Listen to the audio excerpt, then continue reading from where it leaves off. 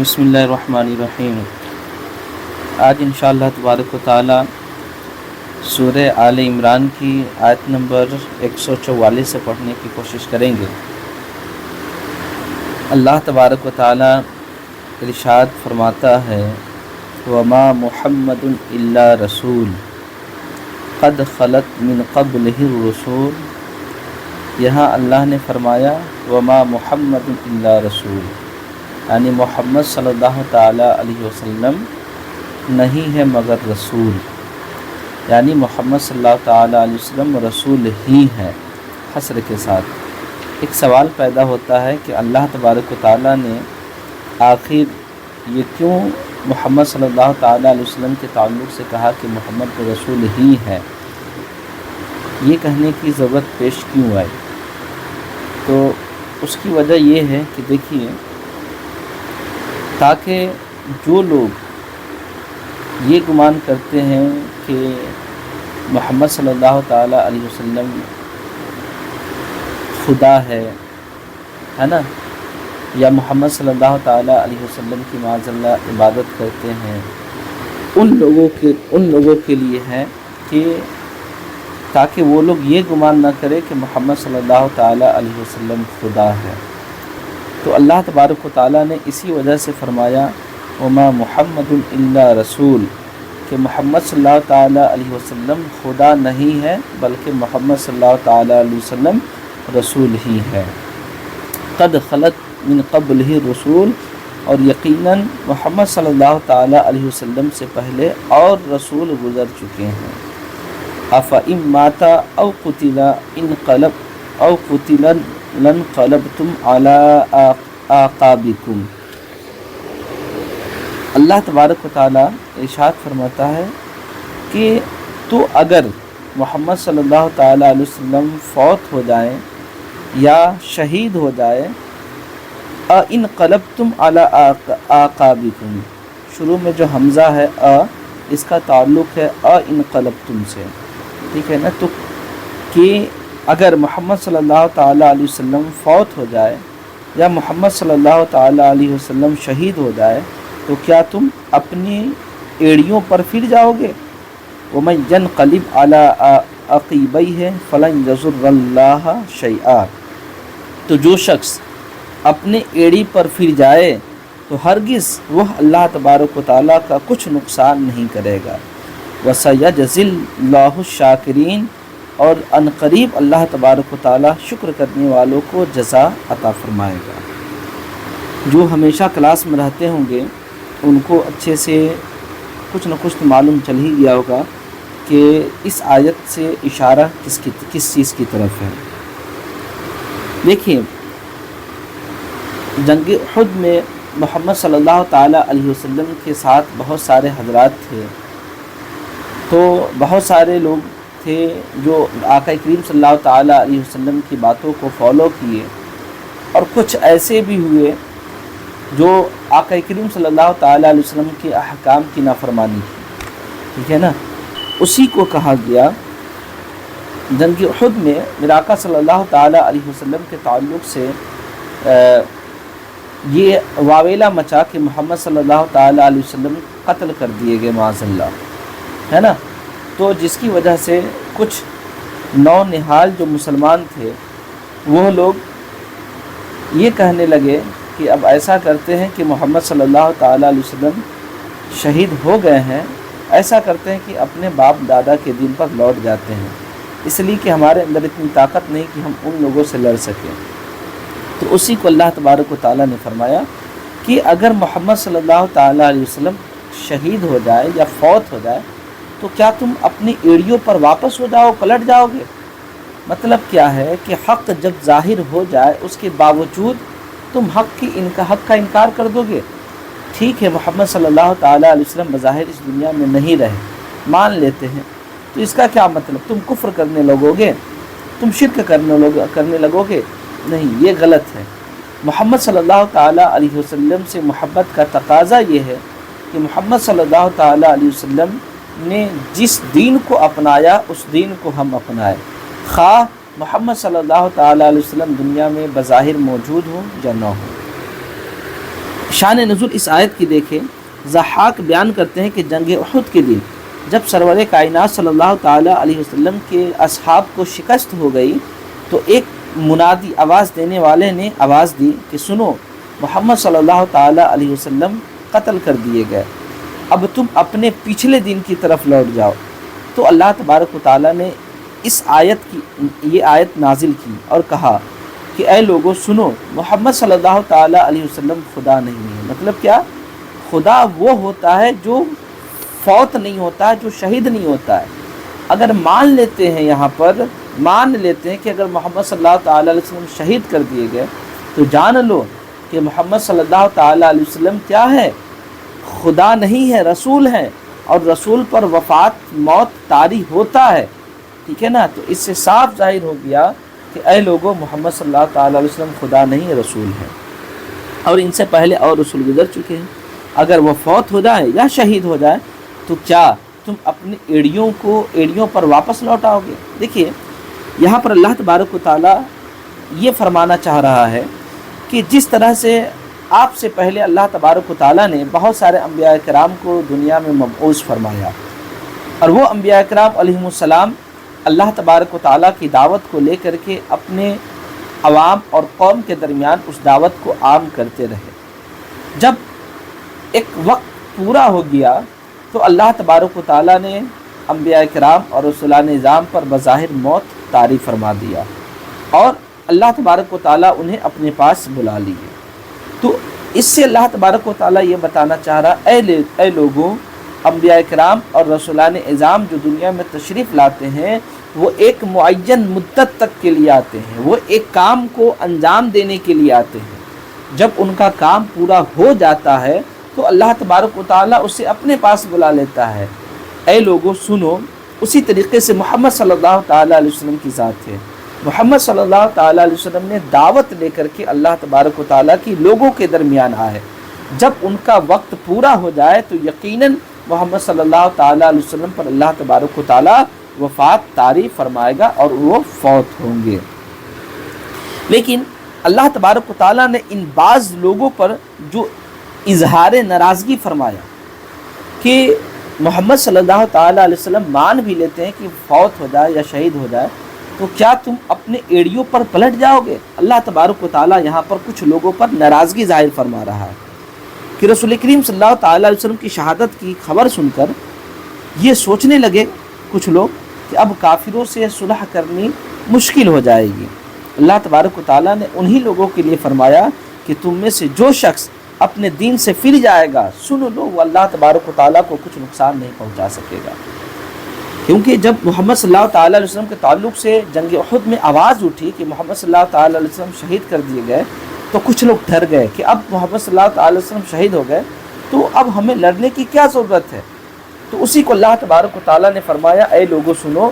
اگر تم اپنے ایڑی پر پلٹ جاتے ہو، مطلب کیا؟ تم پہلے یہودی تھے یا نصرانی تھے یا کافر تھے یا مشرک تھے، اگر ایمان لانے کے بعد اگر یہودی ہو جاتے ہو یا عیسائی ہو جاتے ہو یا نصرانی ہو جاتے ہو یا کافر ہو جاتے ہو یا مشرک ہو جاتے ہو تو سن لو، تمہارا اپنے پہلے والے دن پر لوٹ جانے سے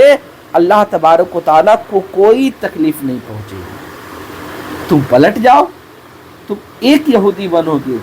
تمہارے جیسے ہزاروں یہودی ہیں، پھر بھی اللہ تبارک و تعالیٰ کا کچھ نہیں بگڑ سکتا۔ امام رازی علیہ رحمہ لکھتے ہیں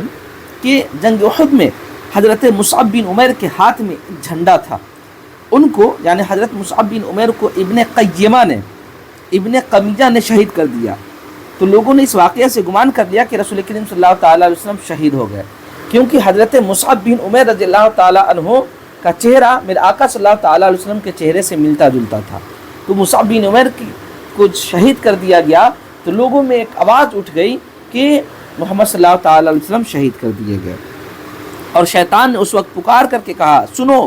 محمد صلی اللہ تعالیٰ علیہ وسلم قتل کر دیے گئے۔ پھر آپ کی شہادت کی خبر لوگوں میں جب پھیلی، اس وقت جو کمزور عقیدے کے مسلمان تھے، جو نو نہال مسلمان تھے، ان کا ایمان ڈگمگا گیا اور کہا کاش عبداللہ ابن ابی ہمیں ابو سفیان سے امان دلوا دیتے۔ مطلب کیا؟ کیونکہ ابو سفیان میرے آقا صلی اللہ تعالیٰ علیہ وسلم کے اگینسٹ میں لڑ رہے تھے، ٹھیک ہے، ابو سفیان لڑ رہا تھا، تو یہ نام نہاد جو مسلمان تھے، جو ضعیف العقیدہ، کمزور عقیدے والے جو لوگ تھے، وہ لوگ کہنے لگے عبداللہ کہ اے کاش عبداللہ ابن ابی یہ ہم لوگ کو لے جا کر کے ابو سفیان سے امان دلوا دیتے، یعنی ابو سفیان ہم سے نہیں لڑتے، یہ ڈر کر کے کہنے لگے، ٹھیک ہے نا۔ تو اسی کو اللہ تبارک و تعالیٰ نے فرمایا سن لو کہ اگر تم اپنے ایڑیوں پر پلٹ جاتے ہو، یعنی اگر تم اپنے پرانے دین پر لوٹ جاتے ہو، تو سنو ہرگز اللہ تبارک و تعالیٰ کا تم کچھ بگاڑ نہیں سکتے ہو۔ اچھا، منافقوں نے کہا کہ اگر یہ نبی ہوتے محمد صلی اللہ علیہ وسلم، دیکھیے میرے آقا صلی اللہ علیہ وسلم جنگ احد میں شہید نہیں ہوئے، میرے آقا جنگ احد میں شہید نہیں ہوئے، لیکن لوگوں نے ایک واویلا مچا دیا، ہلہ کر دیا، کیونکہ حضرت مصعب بن عمیر کا چہرہ میرے آقا سے چہرے سے ملتا تھا، تو مصعب بن عمیر جب شہید ہو گئے تو لوگوں نے واویلا مچا دیا کہ محمد صلی اللہ تعالی وسلم شہید ہو گئے، ٹھیک ہے نا۔ تو منافقوں نے جب یہ شیطانوں کی آواز کو سنا تو منافقوں نے کہا ارے دیکھو، اگر یہ نبی ہوتے تو شہید نہیں ہوتے، اگر نبی ہوتے تو قتل نہیں کیے جاتے، اگر یہ قتل کیے گئے ہیں تو اس سے صاف ظاہر ہے کہ یہ نبی نہیں ہے۔ بات سمجھ میں آ رہی نا؟ چلیے، اسی بیچ میں حضرت انس بن نضر نے کہا اے قوم، اگر محمد صلی اللہ تعالیٰ علیہ وسلم مان بھی لیتے ہیں کہ شہید ہو گئے تو محمد صلی اللہ تعالیٰ علیہ وسلم کا رب تو زندہ ہے۔ ارے بظاہر محمد صلی اللہ تعالیٰ علیہ وسلم شہید ہوئے ہیں، لیکن محمد صلی اللہ تعالیٰ علیہ وسلم کا جو رب ہے وہ تو زندہ ہے، اور وہ تو ہمیں دیکھ رہا ہے، جس کو موت نہیں آنی ہے، یعنی اللہ تبارک و تعالیٰ کو موت نہیں آنی ہے، اور تم رسول اللہ صلی اللہ تعالیٰ علیہ وسلم کے بعد زندہ رہ کر کے بھی کیا کرو گے کہ جو تم اپنے آبا و اجداد کے دین پر لوٹنا چاہ رہے ہو۔ تم محمد صلی اللہ تعالیٰ علیہ وسلم اگر وفات پا چکے تو اے لوگوں بتاؤ، محمد صلی اللہ تعالیٰ علیہ وسلم جب ہمارے درمیان سے رخصت ہو جائے تو تم جی کر کے کیا کرو گے، جبکہ تمہارا جینا آقا کریم کی محبت میں ہوا کرتا تھا، تمہاری زیارت دن و رات صبح شام آقا کریم صلی اللہ تعالیٰ علیہ وسلم کی زیارت کرتی تھی تمہاری آنکھیں، بتاؤ اب تم اس آنکھ کو لے کر کے کیا کرو گے جو آنکھ اب محمد صلی اللہ تعالیٰ علیہ وسلم کو نہ دیکھ سکے۔ اے لوگوں بتاؤ، تم اس زندگی کو لے کر کے کیا کرو گے جو زندگی محمد صلی اللہ تعالیٰ علیہ وسلم کی زندگی سے الگ ہو جائے۔ کیا سمجھ میں آ رہی نا؟ یہ بتانا چاہ رہا ہے۔ چنانچہ انس بن نضر یہ کہے، پھر کہا میں ان لوگوں کے قول پر، اے اللہ تبارک و تعالیٰ میں ان لوگوں کے قول سے تجھ سے معذرت طلب کرتا ہوں۔ پھر انس بن نضر تلوار کو کسے پھر میدان میں اتر گئے جنگ احد میں، چنانچہ جنگ احد میں انس بن نضر شہید کر دیے گئے۔ اچھا، یہاں پر جو اللہ تبارک و تعالیٰ نے اس آیت کو نازل کیا، وما محمد الا رسول، اس کے تعلق سے ایک اور قول آتا ہے، اس کو بھی آپ سن لیں۔ حضرت عائشہ فرماتی ہیں کہ جب رسول کریم صلی اللہ تعالیٰ علیہ وسلم کی روح قبض کی گئی، اس وقت حضرت ابوبکر صدیق رضی اللہ تعالیٰ عنہ مدینہ کے بالائی حصہ میں اپنی بیوی بنت خارجہ کے پاس تھے۔ مسلمان کہنے لگے کہ نبی کریم صلی اللہ تعالیٰ علیہ وسلم فوت ہوئے، تو اور اس وقت میرے آقا صلی اللہ تعالیٰ علیہ وسلم پر وہ کیفیت طاری تھی جو نزول وحی کے وقت آپ صلی اللہ تعالیٰ علیہ وسلم پر طاری ہوئی تھی۔ حضرت ابوبکر صدیق رضی اللہ تعالیٰ علیہ وسلم تشریف لائے، آپ کا چہرہ مبارک کھولا اور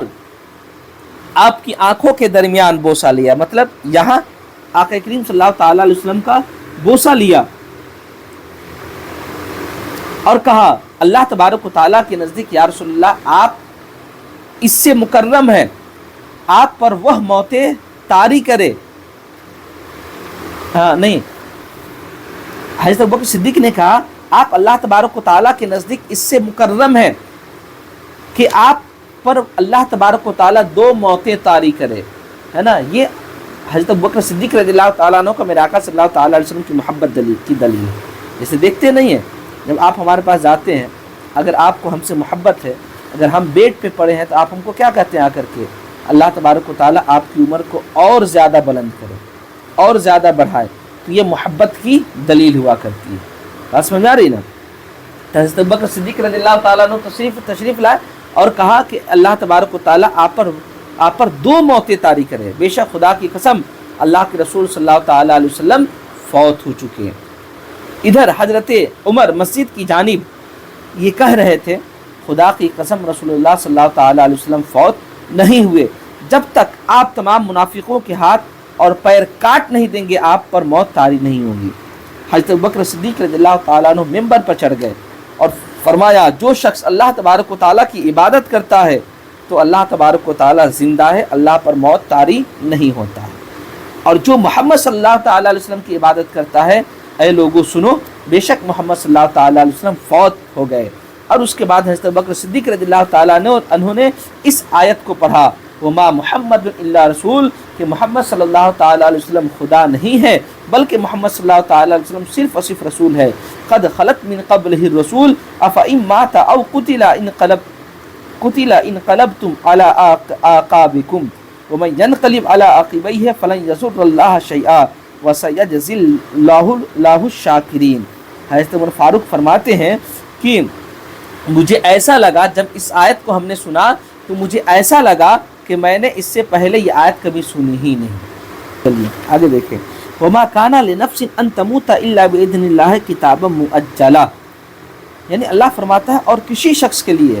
اللہ تبارک و تعالیٰ کے اذن کے بغیر مرنا ممکن نہیں ہے، سب کی موت اللہ تبارک و تعالیٰ کی بارگاہ میں لکھی ہوئی ہے۔ ظاہر سی بات ہے وما کان لنفس، کسی نفس کے لیے ممکن ہی نہیں کہ ان تموت الا باذن اللہ ہے کہ اللہ تبارک و تعالیٰ کی اجازت کے بغیر کوئی مرے۔ تو ظاہر سی بات ہے اللہ کی اجازت کے بغیر ایک پتا جب نہیں ہل سکتا تو اللہ کی اجازت کے بغیر انسان کی موت کیسے ہو سکتی ہے؟ بات سمجھ میں آ رہی نا؟ کتابہ مؤجلہ، اور وہ سب کی یعنی جتنے بھی لوگ ہیں سب کی اجل اللہ تبارک و تعالیٰ کی بارگاہ میں لکھی ہوئی ہے۔ دیکھیے یہاں اللہ نے فرمایا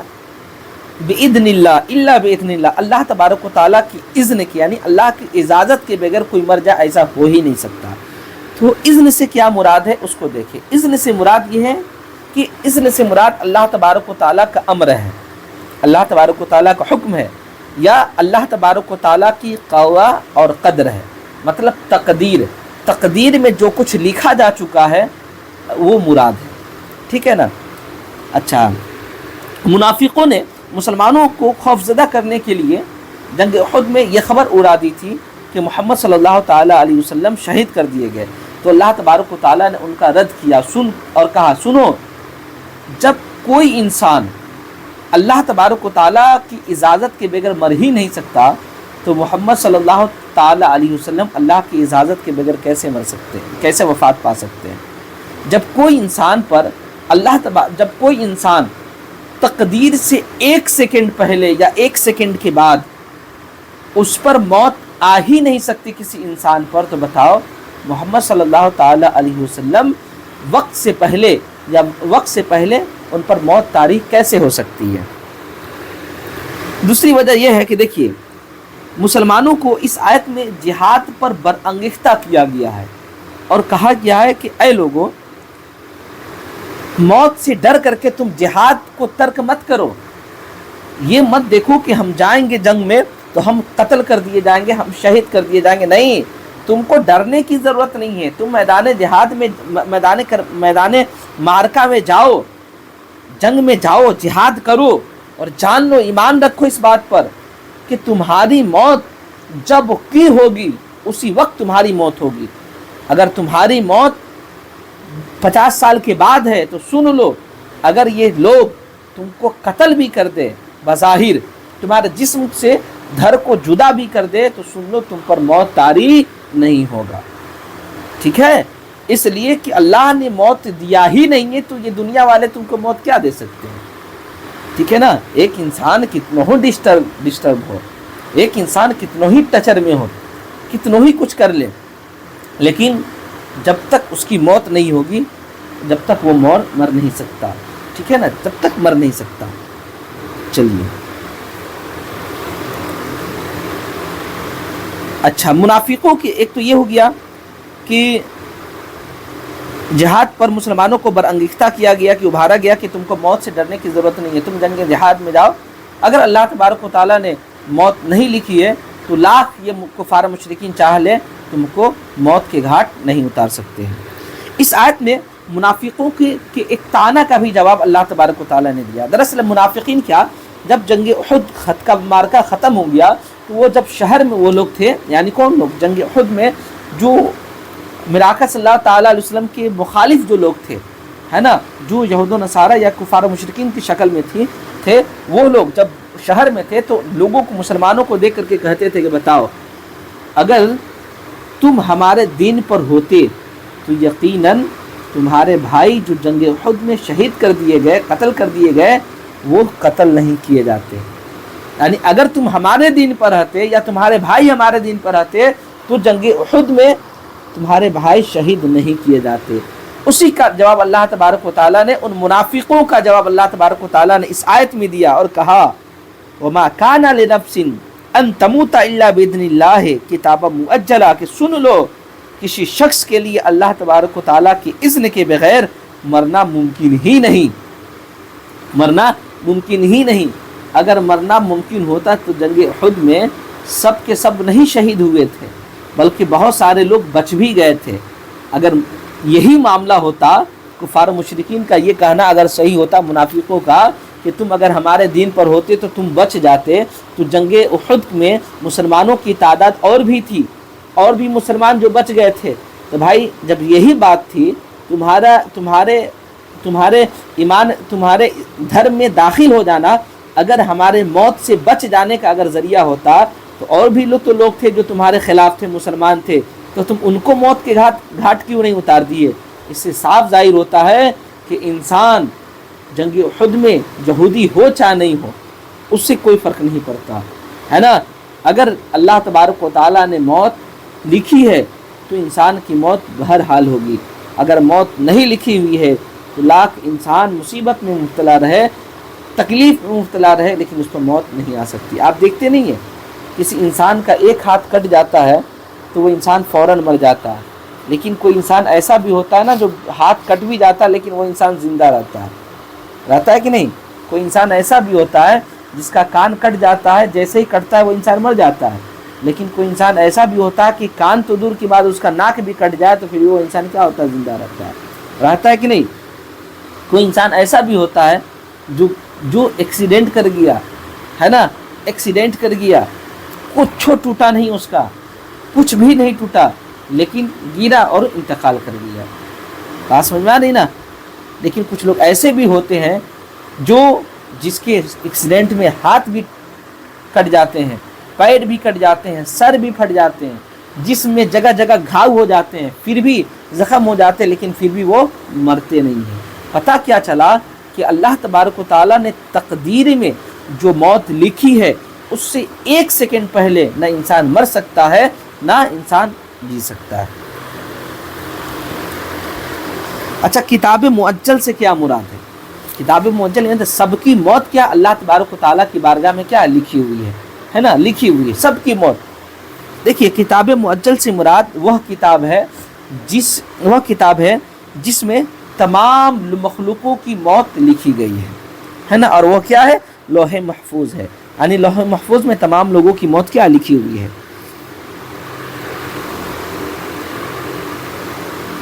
اچھا، آیت کے اس حصے میں ان لوگوں کا بھی رد ہے جنہوں نے محمد صلی اللہ تعالیٰ علیہ وسلم کے شہید ہو جانے کی افواہ اڑائی تھی، کیونکہ اللہ تبارک و تعالیٰ نے ہر شخص کی موت کا وقت لوح محفوظ میں لکھ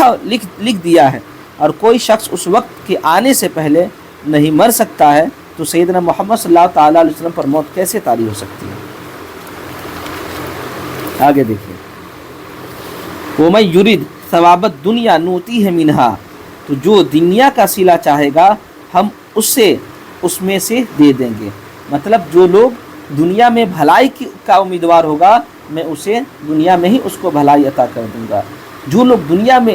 دنیا کی نعمتوں کا امیدوار ہوگا میں دنیا کی نعمتیں اس کو میں دے دوں گا۔ وَمَن يُرِدْ ثَوَابَ الْآخِرَةِ نُؤْتِهِ مِنْهَا، اور جو آخرت کا اجر چاہے گا ہم اسے اس میں سے دیں گے، یعنی ہم اسے آخرت سے دیں گے۔ یعنی اگر کوئی شخص اپنا بدلہ آخرت میں لینا چاہتا ہے تو ہم اس کا بدلہ آخرت میں ہی اس کو دیں گے۔ وَسَنَجْزِي الشَّاكِرِينَ، اور ہم عنقریب شکر کرنے والوں کو جزا دیں گے۔ لیکن ہمیشہ انسان کو چاہیے کہ وہ انسان جو بھی نیک کام کرے نا تو انسان سوچے، انسان یہ اپنے دل میں رکھے کہ اللہ تبارک و تعالیٰ ہم نے جو کچھ بھی نیک کام کیا ہے ہم اس کا اجر اللہ تجھ سے آخرت میں لیں گے، ہم دنیا میں نہیں لیں گے، اس لیے کہ ہم آخرت کے طلبگار ہیں، ہم دنیا کے طلبگار نہیں ہیں۔ اس لیے کہ مومن کے لیے دنیا تو قید خانہ ہے، مومن کے لیے دنیا تو قید خانہ ہے، اور جنت مومن کے لیے کیا ہے؟ قید خانہ نہیں ہے بلکہ آزادی کی دنیا ہے، اور آزادی کی دنیا، چین کی زندگی کفار و مشرکین کی دنیا ہے اور آخرت نہیں ہے۔ اچھا، تو ہمیشہ انسان کو اللہ تبارک و تعالیٰ سے دعا کرنی چاہیے کہ اللہ تبارک و تعالیٰ ہم جو بھی کام کرتے اس کا صلہ اللہ تبارک و تعالیٰ تو ہمیں آخرت میں دے گا، ٹھیک ہے نا؟ چلیے، دنیا کا طلبگار نہیں ہونا چاہیے انسان کو، دنیا کا طلبگار نہیں ہونا چاہیے، اس لیے کہ دنیا کا اگر اللہ خود فرماتا ہے جو دنیا کا طلبگار ہوگا میں اسے دنیا دے دوں گا، اور جو آخرت کا طلبگار ہوگا ہم اسے آخرت دیں گے۔ چلیے دیکھیے، اس کی وجہ یہ کہ جنگ احد میں جو مسلمان شریک ہوئے تھے اس میں سے کچھ 9 مسلمان تھے، تو اس کی نیت میں کیا تھی؟ مال غنیمت کو حاصل کرنا۔ اس کی نیت میں کیا تھا کہ جنگ جیتیں گے تو جو بھی پیسہ آئے گا، جو بھی مال و دولت آئے گا، ہم سب کو لوٹ لیں گے، سب کو ہم بانٹ لیں گے۔ لیکن اکثر جو راسخ العقیدہ پکا مسلمان تھا اس کی یہ نیت نہیں تھی، بلکہ اس کی نیت یہ تھی کہ وہ صرف اور صرف اللہ تبارک و تعالیٰ کے دین کی سربلندی کے لیے اللہ کی راہ میں جہاد کرے، اللہ کی راہ میں لڑے، ان کی صرف یہ نیت تھی۔ تو اسی کو اللہ نے فرمایا کہ اے مسلمانوں، تمہاری اگر نیت جنگ احد میں جن کی وجہ سے جنگ احد میں میرے آقا صلی اللہ تعالیٰ علیہ وسلم کو بظاہر شکست ہوئی، وہ لوگ وہ چاہتے، اس کی نیت یہ تھی کہ مال و دولت حاصل کرنا ہے نا، لیکن جو پکا مسلمان تھے ان کی نیت مال و دولت کو حاصل کرنا نہیں تھا۔ تو مال و دولت کو حاصل کرنا یہ دنیا کی چیز ہے، اسی کو اللہ فرما رہا ہے کہ سنو، تم میں سے جو شخص دنیا کا بھلائی چاہتا ہے تو میں اسے دنیا کا بھلائی عطا کر دوں گا، اور تم میں سے جو شخص آخرت کی بھلائی چاہے گا ہم اسے آخرت میں اس کا اجر عطا کریں گے۔ وَسَنَجْزِي الشَّاكِرِينَ، اور یقیناً ان قریب ہم شکر کرنے والوں کو جزا دیں گے۔ دیکھیں آپ کو معلوم ہے اعمال کا نیت کا دار و مدار کیا ہے؟ اعمال کا دار و مدار کیا ہے؟ نیت پر ہے، ہم کیا کر رہے ہیں کیا نہیں کر رہے ہیں۔ قیامت کے دن ایسا نہیں ہے کہ سب کے سب عالم بخشے جائیں گے، قیامت کے دن ایسا نہیں ہے کہ سب کے سب جو ہے نا شہید بخشے جائیں گے، قیامت کے دن ایسا نہیں ہے کہ سب کے سب جو ہے نا مالدار بخشے جائیں گے، نہیں۔ اگر عالم ہے وہ دنیا کا طلبگار ہے اور دنیا میں یہ چاہتا ہو کہ لوگ مجھے بہت بڑا عالم کہے، اگر پیسہ والا ہے دنیا میں اگر وہ چاہے کہ دنیا میں ہم کو بہت بڑا لوگ سخی کہے، شہید جو ہوا ہے بظاہر وہ چاہتا تھا کہ لوگ مجھے دنیا میں بہت بڑا لڑاکو کہے، جنگجو کہے، تو دنیا میں تو اس سے صاف ظاہر ہے کہ وہ دنیا کا طلبگار ہے۔ تو جو دنیا کا طلبگار ہوگا اللہ اسے دنیا میں ہی دے دے گا۔ اگر ہم یہ چاہیں کہ ہم جو پڑھا رہے ہیں، درس قرآن جو دے رہے، اس سے لوگ ہم کو بہت بڑا عالم کہے، تو جان لے یہ دنیا کا طلب ہوا، اور جو انسان دنیا کا طلب کرتا ہے اللہ دنیا میں اس کو دے دیتا ہے۔ اب دنیا میں دے دے گا، مثال کے طور پر ہم یہ چاہیں کہ معاذ اللہ مان لیتے ہیں کہ ہم یہ چاہتے ہیں کہ دنیا میں لوگ ہم کو بہت بڑا عالم کہے، تو اللہ یقیناً ہم کو دنیا میں بہت بڑا عالم کہلوا دے گا۔ لیکن دنیا میں تو ہم جو چاہتے ہیں تو دنیا میں اللہ ہم کو کہلوا دے گا، لیکن آخرت میں جب جائیں گے تو اللہ تبارک و تعالی ہم کو دھتکار دے گا، اور اللہ تبارک و تعالی ہمیں جہنم میں ڈال دے گا۔ اس لیے ہمیں چاہیے کہ ہم جو بھی کریں وہ اللہ تبارک و تعالی کی بارگاہ میں یہ دعا کرے کہ اللہ تبارک و تعالی تو ہمیں اس کا اجر آخرت میں دینا، دنیا میں اللہ تبارک و تعالی خود بخود عطا کر دے گا۔